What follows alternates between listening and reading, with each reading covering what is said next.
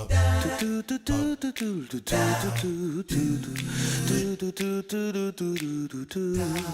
everyone, welcome to another new movie review. I'm Captain Logan. And I'm Brandon. Today we're going to tell you how we felt about Hot Tub Time Machine 2. There's a title I never thought I'd say out loud, That's right. Brandon. First of all, can you believe they made a sequel to this movie? With today's sequels, yes. Yeah. At this point, unfortunately, yes, I can. Yeah, I mean, this is like it's such an obligatory feeling sequel, right? Where it's like, well, made a little bit of money. We'll go ahead and throw a little bit of money at a sequel and do another one of these. But I gotta tell you, it's not one of those things that even occurred to me that we would get another one of. Do you think it occurred to them when they made the first one? Well, I don't know. I think everything these days is like, especially if it's even remotely in the genre category, even though this is strictly like raunchy comedy. Mm-hmm. It's still like spoofing time travel stuff and science fiction stuff. So yeah, probably somebody was like, maybe we'll franchise this. But I mean, like, we're having this with a lot of raunchy comedies now, where it's just, if it makes any money at all, we do another one, whether it seems remotely warranted or not. I'm not sure that's reasonable on some things. Now, having said that, this is certainly one that I could have seen maybe something cool being done with. You know what I mean? And we'll talk about the movie versus the advertising, because that's interesting, but the trailer certainly made me go, okay, there's maybe some more fun to be had here, and a little bit more to be. Keep in mind that you said that. Yeah. Oh no, I won't forget. So that's a big thing I want to talk about. But anyway, Hot Tub Time Machine 2 sees the really annoying, obnoxious, hateful guy that everybody hates, including the audience, and it's kind of nice, of course, that at least the movie recognizes how completely awful this guy is, being assassinated. And of course, remember that we are in an alternate timeline where all of our characters from the first movie have gone back in time and changed the whole world and basically made themselves really super rich and famous. And so we are in that status quo at the beginning of this, and he gets assassinated, and they have to go, they have to take the hot tub time machine, which they don't think is still working, but they manage to find one, and they take it 10 years into the future in order to stop him from being assassinated, because it's a time paradox thing. So he's being assassinated by somebody in the future, so they have to go in the future in order for it to happen in the first place. And they talk a lot about how it's very Terminator. It is very Terminator,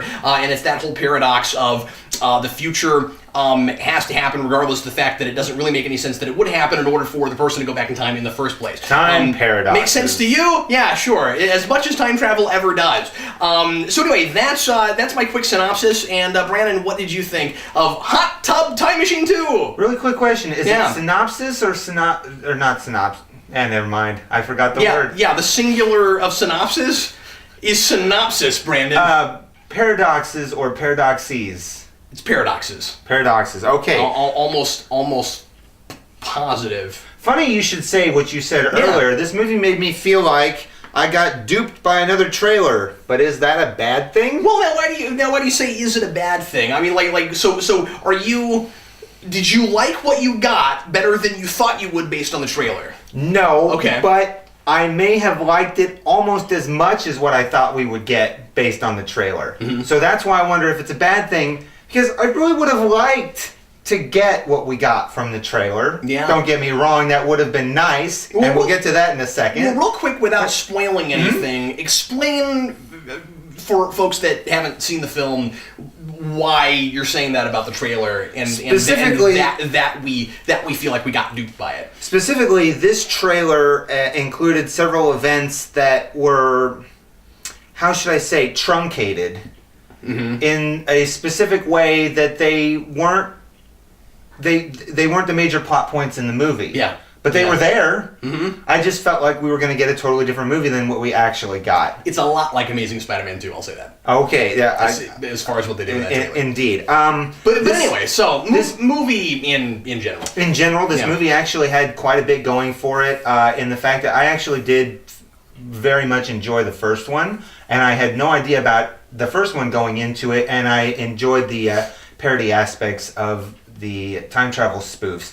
As you know, time travel is one of my favorite subjects, and I'm a huge Back to the Future fan. Yep. Just put it out there. And they, of course, go to town on Back to the Future in that movie. Absolutely. And that's one of the things that there's I guess you might say there's a motif in which this movie does something extremely similar to what the first movie did, much in the same way that they repeated events in different timelines in Back to the Future type of thing. Yeah, and actually, I'll say this really quick. It did more stuff with 2, but I kind of expected it to be almost like just a straight-up parody of Back to the Future 2, especially coming out in 2015.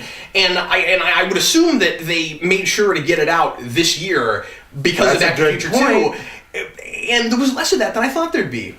Yeah, there was actually less of it than I was considering. Some of the Back to the Future references and jokes in this were somewhat subtle. Like, if you don't really know your stuff, and there were a couple that I wondered if they really even were Back to the Future references. There was one in particular, that son of a B word stole my idea. Did you catch that? I did not catch that, but that's a good one. And, I mean, like, okay, that's generic enough, a person could just say it, but really in this movie... In this movie, considering what it's parodying... I don't know. You know, they do make a big point about it being like Terminator. Everything comes back to Terminator. Yeah, and Back to the Future is mentioned one time, and just a straight mention. Absolutely. But there is a lot of it, like, they pull very heavily from that I want to say they kind of homaged it in a way, just more subtly than the whole Terminator. They were doing way more with the Terminator stuff. It's funny too because I actually don't think that they were doing a lot with Terminator besides just the basic premise of how that time travel works. Like they kept talking about it, I think only because that's what the characters in the film were familiar with in a thing they had seen that does that kind of time travel. But there's a place toward the end where the Terminator thing comes up again, and I'm like, no, the thing you're doing is the third act of Back to the Future 2.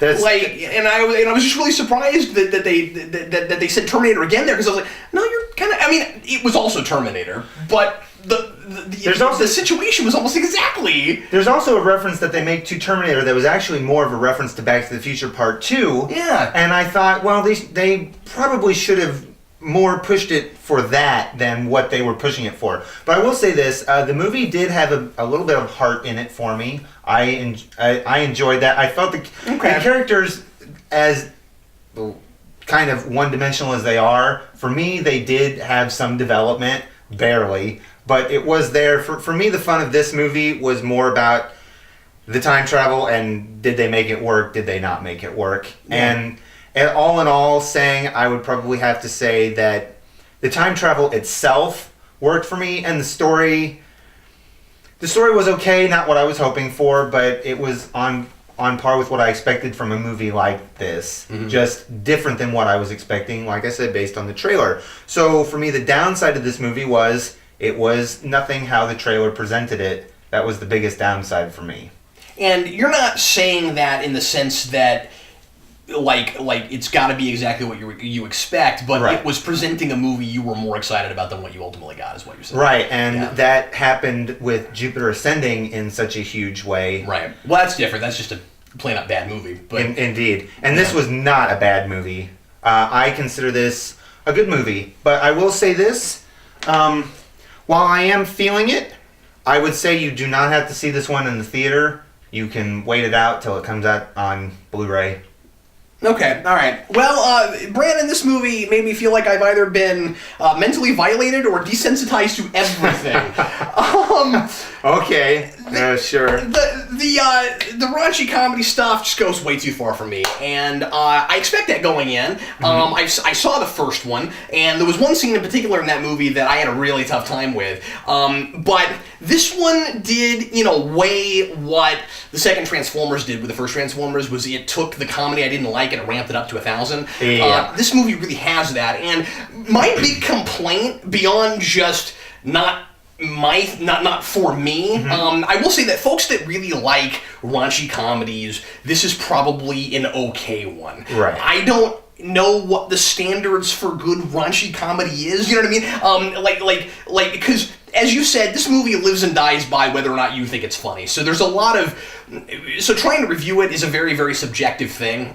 So I'm going to be as objective as I can in saying that a lot of people in our theater laughed at things I don't think are funny. If you like gross out humor, and if you like a lot of male genitalia jokes, you'll like this movie. I mean, there that's are definitely a lot of those. My big complaint, again, beyond just that kind of stuff that made me uncomfortable, and I know it's supposed to, but I'm supposed to be laughing, and I'm not personally, is lack of variety in the kind of humor that we're getting. Because a lot of the stuff that wasn't that I thought was drop dead hilarious. Yes. And there's not enough of that, and so like I got just straight up numbed by the sexual humor in this. Do you feel? Let me ask you this: do you feel like the things that you had a problem with in the first movie were just way more pronounced in the second movie? But that's what I just said. Is that it's that stuff ramped up to 1,000. Oh, from the first movie. Yeah, I got it's you. It's the exact same thing. Gotcha. Yeah, that, like I said, that I sort of had with Transformers. The difference, of course, is that this wasn't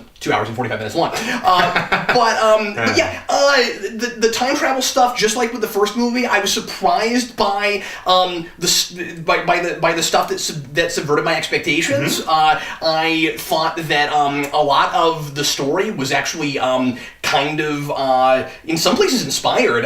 There were some really neat setups and payoffs for things.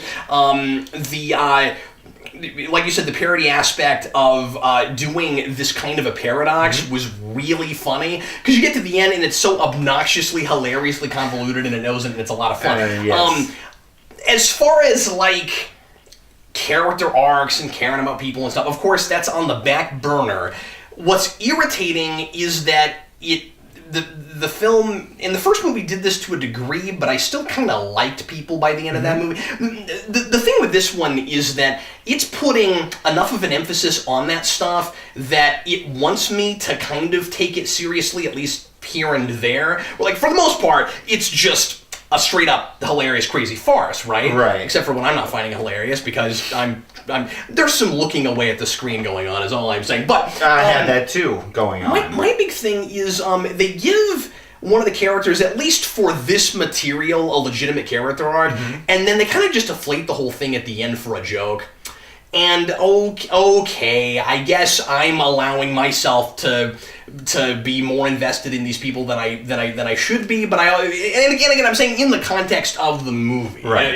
You know what I'm saying? I'm not saying that like it's not working because everything has to be like super sophisticated. This is not a sophisticated movie, and it knows it. Yeah. And I'm able to take it on its own terms because it knows what it is. But then you get to the end, and I felt a little bit cheated by some of that. So that's all. That's interesting, because I was going to ask you if you felt like that character had been redeemed, and then you mentioned that you felt he got deflated, and I had the same experience to a degree. But and then it was like, oh well, if that was all kind of just done for a big gag, then why did we have to waste any time on it at all, right? And so in that way, and again, some of this is just a taste thing. I guess at that point what we're doing is if it's parody, at that point we are parodying dramatic. Like the dramatic narrative. We're parodying dramatic character arcs. So we're making the audience. What we're doing is we're screwing with the audience and hoping they'll find it funny. So we go. I actually had a fairly big problem with that. But I'm just saying that's what these kinds of things will do sometimes, and it's kind of the Family Guy effect, and it's one of the reasons that I don't like shows like that. Is that kind of thing. Whereas you look at something more like The Simpsons, and I mean it will do that too. But like the best episodes of The Simpsons will have actually sometimes like a legitimate character arc, you know what I mean? And like there'll be kind of a real story. All I'm saying is, if it's not a real story, don't like make me sort of think it is for you know what I'm saying? So, but again, if you think that's funny, that's fine. That's not my biggest problem with it. My biggest problem with it is lack of variety in the humor. Sure. Because the stuff that I thought was funny, I thought was really funny. And you were laughing through that movie. I was, absolutely, but not through a lot of the middle section. Oh, exactly. And I had to turn away in a couple of spots. I thought most of the pop culture reference stuff, at least the stuff that I got, was really fun. And what I enjoyed the most is what I enjoyed the most about the first movie, and this one just had maybe not enough of it, maybe a little bit less of it. Is the way that the hilarious ways in which history changes based on what we know already, and like I'll just throw out a couple of minor examples to not spoil too much of the movie. But I thought that one of the things that I laughed out loud at was President Neil Patrick Harris. That's hilarious. There's a lot of stuff like that that's really funny. All of the things that the guys invent that we know of already, and like the way they rename them and stuff like that. There were some nice little like throwaway gags that if you blink you miss it, but if you know your culture and if you know technology stuff, it's really funny. Absolutely. And sorry, yeah. Speaking of the technology, that's another thing I look for in movies that are doing any sort of thing, or even TV shows that are trying to do any sort of futuristic technology. Mm-hmm. I'm really looking into that to see if that's kind of someplace we're headed, or if that's just on the outskirts of impossible. Well, even being a ridiculous farce, there's a lot of stuff I think this movie gets right about Absolutely. that, or likely and even where we could be headed. And it makes me depressed and freaks me out about the future. There's a lot. I've got of a bunch of that too. There's some cool, like in a predictive and clever way, there's some really cool, like, trying to guess what the future is going to look like, and the stuff where I think it probably is right about it, and I mean, like, not even necessarily all that exaggerated. Like, we live in a day and age where stuff that when I was a kid I thought would have been just absolutely completely far-fetched is just kind of the norm now, and there's some stuff in this movie where I'm like, I think culture's gotten to a place where some of the stuff that is played as really over the top is not as over the top as it would have been in like 20 years ago. So exactly. Brandon, I'm gonna go with a firm not feeling it on this okay. one. I liked stuff about it. I think on the whole, as a whole package, it left a lot to be desired. And like I said, lack of variety in comedy. Because like I said, I wanted more of the stuff that I just thought was really, really funny. When you get to the very end, I thought that they killed themselves for a potential sequel, and I think that it is likely they will make another one. And I think they already by the end sort of played their hand too much with it. Well, you're absolutely right. And right before the very end of the movie, I found that disappointing because I wanted that movie. And it's also the movie that we thought we were getting from the advertising. Right, exactly. And I leaned over to you and I said, they're setting up a sequel, and then all of a sudden... And then they kind of just did it. They truncated whatever a sequel would have been and kind of shot themselves in the foot. I think you're right, though. We will get a sequel, but it's not going to really flow sequel-wise. Well, the problem with doing one now is that, as absurd as this is, they took it too far. You know what I mean? They took the premise too far to do another one. On the other hand, I don't know that this will perform. I don't know that a sequel to that movie performs. Well, I mean, granted, midnight showings aren't exactly something to judge anything by. There were sparse population inside our theater, but you can never tell just based on one movie theater. One of the things that I liked that you did say about this was the amount of jokes that you found funny versus the ones that you didn't, and the lack of variety. The jokes that you did find funny, there was a variety and a progression in those types of jokes. There just weren't enough of them. There wasn't enough of it. And too few. The ones that you didn't find funny were all of the same genre, and it's totally true. That's what I'm saying. And again, it's somewhat subjective because, let's face it, I just am not into male sex jokes. But and that stuff just simply went way too far. It was like shock factor to the point of just numbing, and then I was just like I got too much where I started expecting them. But what I'm saying is, even if that is your kind of thing, I feel like there's only so much of that you can do, even if you think it's funny. You know what I'm saying? So I don't know. Well, I will say this: the TV of the future looks bleak and dark in this movie. That gag, the gag leading up to the main joke, there was a joke that was somewhat funny in nature of TV shows, I felt, but the gag leading up to that joke was just, as you said, way too over the top. In the gross out. Yeah. Factor. I didn't need that whole thing. Yeah. It went too far. What's really funny is there were other things that actually even bothered me almost more than that did, weirdly enough. But I mean, like... For the same reasons? Yeah, but like stuff, but then there's stuff that was kind of like a spark of inspired, like the whole smart car thing was really funny. I dug the smart car thing because it's totally gonna. I think that's totally gonna happen though. Well, not exactly the way it does, just because I don't see that being lawful. I don't know how that happens. But anyway. But that's about all I've got to say about it, Brandon. All in all, like I said, I'm not quite feeling it. I like things. I liked things about it. It had more potential than you thought they brought to the table. Then again, story-wise, kind of thought it was okay. It just wasn't. It just wasn't the right kind of funny through the majority of it. Gotcha.